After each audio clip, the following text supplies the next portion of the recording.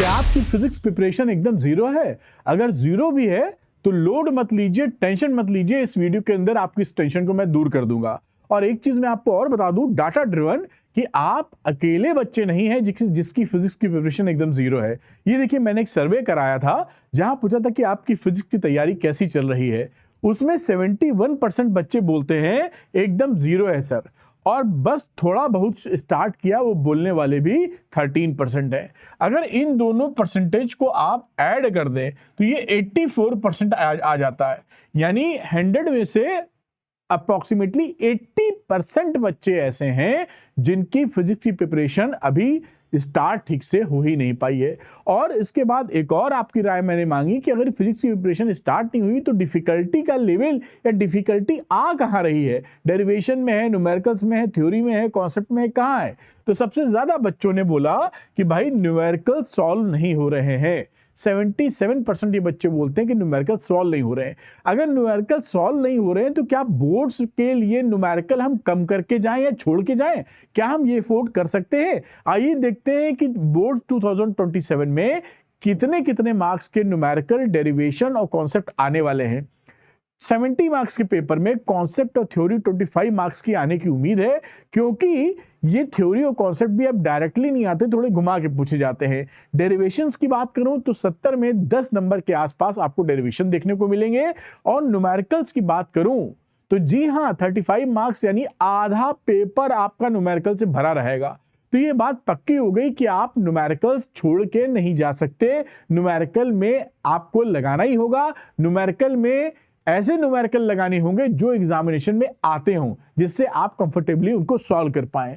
तो अभी क्वेश्चन आपके दिमाग में आता है कि सर क्या अब हम 95% अब से स्टार्ट करके ला सकते हैं? पॉसिबिलिटी है? तो इसकी पॉसिबिलिटी है 100% यस। 100% यस, आप अब भी 95% ला सकते हैं फिजिक्स में। और कैसे ला सकते हैं, लॉजिकल फिट भी मैं आपको बताऊंगा। बहुत थोड़ी मेहनत, फोकस्ड और कंसिस्टेंसी के साथ आपको करनी है, दैट्स ऑल। आपको मैं बताने वाला हूं 4 स्टेप्स। स्टेप 1, स्टेप 2, आप जैसे जैसे ये स्टेप फॉलो करते जाएंगे अपने 95% के पास पहुंच जाएंगे। बाकी आप कहीं और भटकने की आपको जरूरत नहीं है, वरना आपका जो एफर्ट है वो कहीं और लगेगा और जिससे मार्क्स आने हैं उससे आप चूकेंगे। सबसे पहला इंपॉर्टेंट पॉइंट कि आप को अगर चीजें याद नहीं रखनी है, अंडरस्टैंडिंग में जानी है, तो स्ट्रॉन्ग बेस के लिए थ्योरी और डेरिवेशन को पहले तैयार कर लीजिए। थ्योरी और डेरिवेशन मिलाकर भी करीबन 35 मार्क्स का पेपर तैयार करता है। थ्योरी डेरिवेशंस में YouTube पर मैंने मेरी मास्टर क्लास पढ़ी है 2026 की, जो सीरीज 26-27 की जो सीरीज में लेके आ रहा हूं, उसके अंदर हर टॉपिक को बहुत ही सरल भाषा में मैंने एक्सप्लेन किया है। तो वन शॉट अगर आप पकड़ लेंगे तो आपकी थ्योरी और डेरिवेशन 100% स्ट्रांगली आप आगे बढ़ जाएंगे, क्योंकि 35 मार्क्स यहां से भी घूम फिर के आना है। सबसे पहली बात, क्योंकि अगर ये कॉन्सेप्ट ही क्लियर नहीं हुए, फॉर्मूले ही नहीं अंदाजा लगा क्या कैसे करना है, तो न्यूमेरिकल्स भी कैसे लगाएंगे। दूसरी बात, सबसे ज्यादा ये केवल कॉन्सेप्ट और थ्योरी क्लियर करके ही तो सवाल निकलते नहीं, तो सवाल निकालने के लिए सवाल लगाने पड़ेंगे।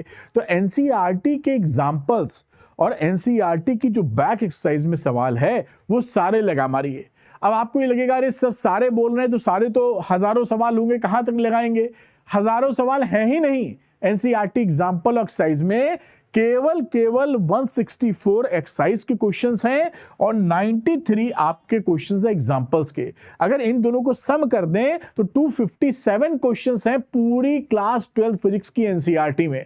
अगर आप 10 क्वेश्चन डेली लगाते हैं तो आप 26 दिन के अप्रोक्सीमेटली अपना काम कंप्लीट कर लेंगे एनसीईआरटी का। और 10 क्वेश्चन की बात आगे भी मैं करूंगा। तो अगर आप तैयार हैं कि अब से आप फोड़ने के लिए, कंसिस्टेंसी रखने के लिए, तो कमेंट कीजिए कि सर चैलेंज एक्सेप्टेड, 95% के लिए मैं 10 क्वेश्चंस डेली लगाऊंगी या लगाऊंगा। 10 क्वेश्चंस डेली आप कमेंट सेक्शन में लिखिए, जैसे आपके दिमाग में बैठ जाए कि जब तक 10 क्वेश्चन फिजिक्स के मैं नहीं लगा लूंगी या लगा लूंगा तब तक मैं सोने नहीं जाऊंगा।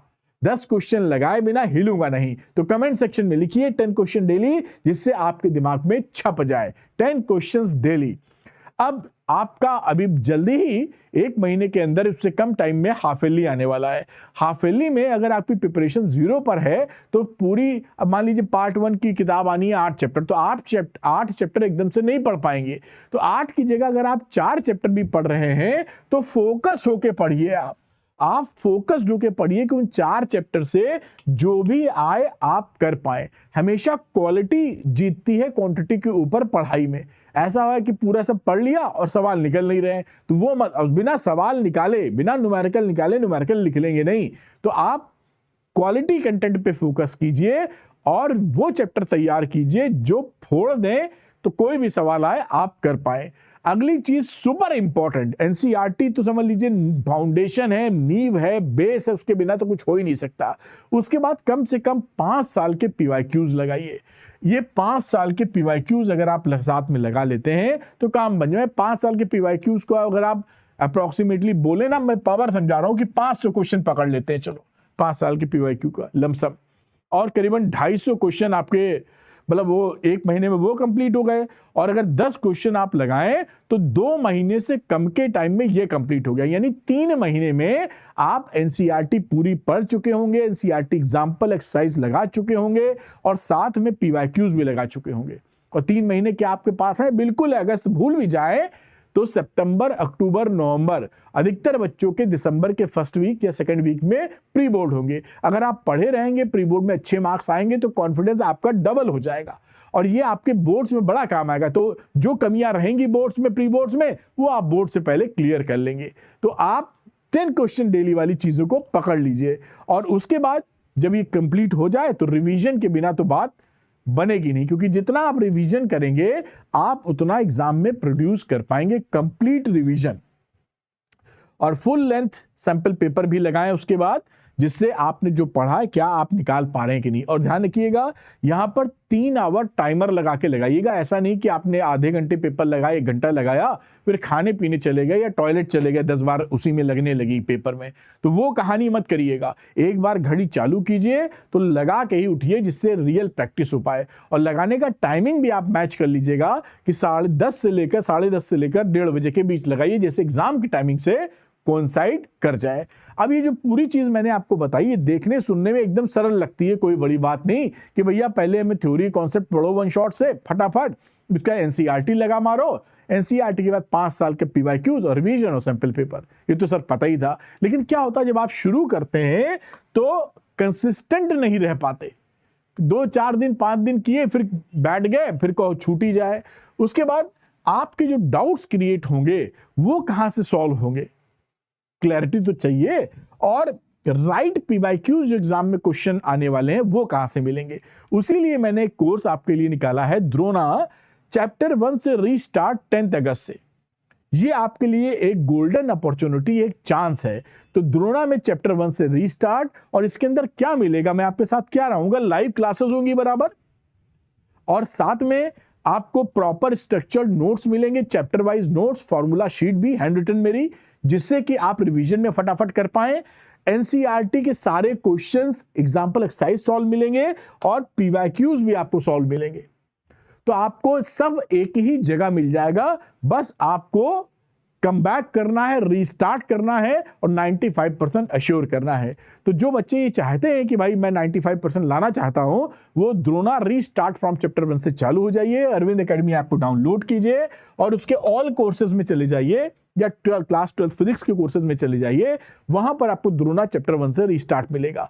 और मैंने एक हाथ आपकी तरफ बढ़ाया है, जैसे बच्चों को एक स्पेशल गिफ्ट में दे सकूं। तो 100 स्टूडेंट्स के लिए केवल Drona solid top level content आपको 999 में मिल सकता है, एक छोटी सी फीस के लिए, लेकिन 100 स्टूडेंट्स के लिए है। तो मिलते हैं द्रोणा की क्लास में, हम और आप मिलकर फोड़ेंगे 95%। जुट जाइए और फोड़ दीजिए। All the best.